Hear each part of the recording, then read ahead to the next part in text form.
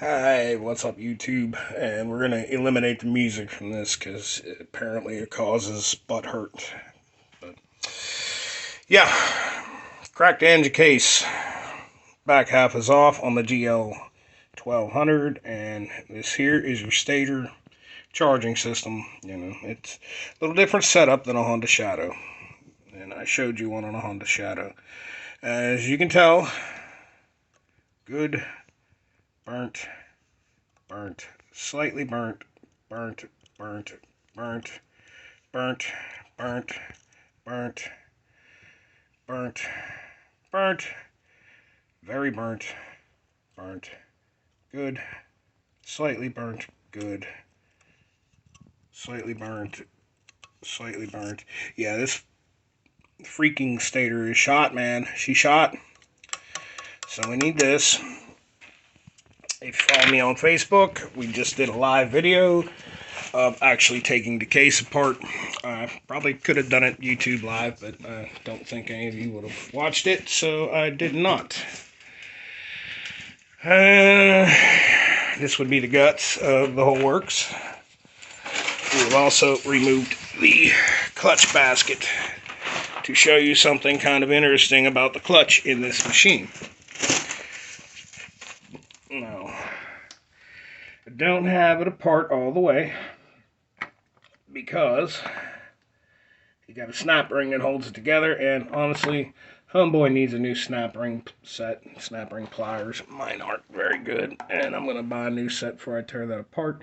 But there's something interesting, and if you know your motorcycle clutches, you can see you got some clutch material in here, but for the most part, these friction plates are shot.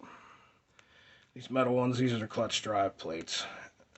We don't know if they're burnt or not. We're going to replace the whole flipping thing and just go that way with it. I want you to notice something interesting about this. Someone's been in here. You can tell by the way that it is. Those of you that know motorcycle clutches, can you tell me how I know someone's been in here?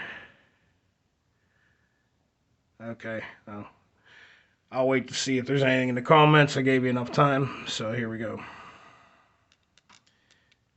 Friction plate, drive plate, friction plate, drive plate, friction plate, drive plate, friction plate, drive plate, friction plate, drive plate, drive plate, friction plate, drive.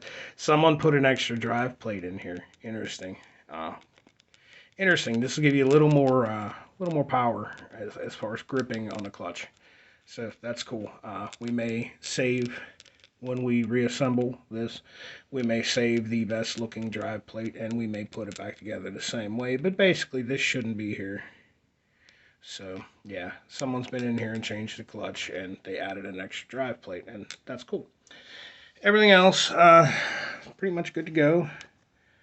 A little more slack than I would like to see in the starter drive chain, but upon inspection, the gear is in pretty good shape.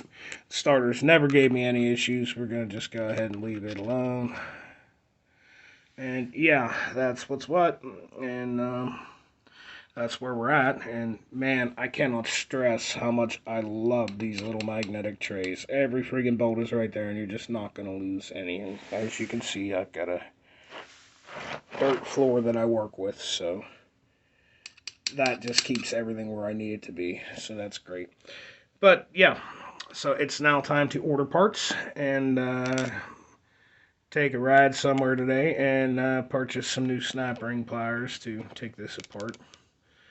And when I do take the clutch apart, I will show you what these look like. But as I said, if you know anything about bikes, you can see like there's a wee bit of a gap here.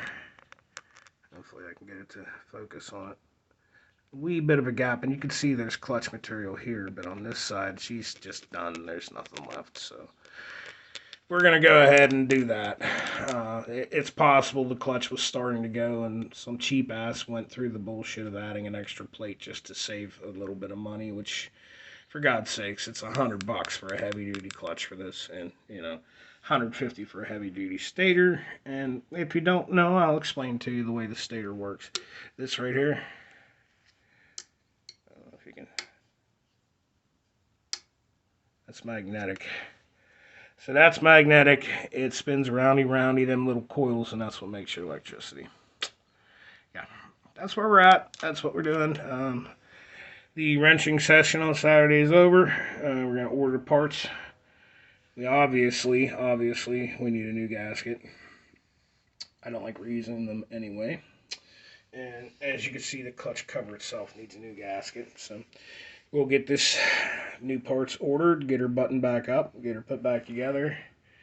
And oh dear God, we're going to wrestle it back in here and figure out this monstrosity of wires and tubing. Yeesh. While the engine's out, we just may remove this gas tank and thoroughly clean it inside and out, and maybe give the outside with a coat of paint. And yeah, that's where we're at with the gl1200 goldwing. And as I said, as far as removing the engine, if you're going to use one of these Harbor Freight's lifts, you do it your way. This seemed to work very well for me. I actually, piece of wood, removed the rear tire, use that to hoist the rear end of the bike and strap the bike to the lift. The reasoning I did that, the base of this is wider than the actual center stand, so that's going to give you a little more stability to get the engine out. If you use a ramp lift, you got that underneath, the bike strapped to that, and you can use a jack to lower the engine. I'm doing it poor boy style with what I got, and that's the reasoning that the rear is out, and a few other reasons. We're going to replace that rear wheel with a better one I have, but yeah, that's what's up. And I'm going to go inside and get ready to have some lunch and order some parts. Phoenix Motorsports, thanks for watching.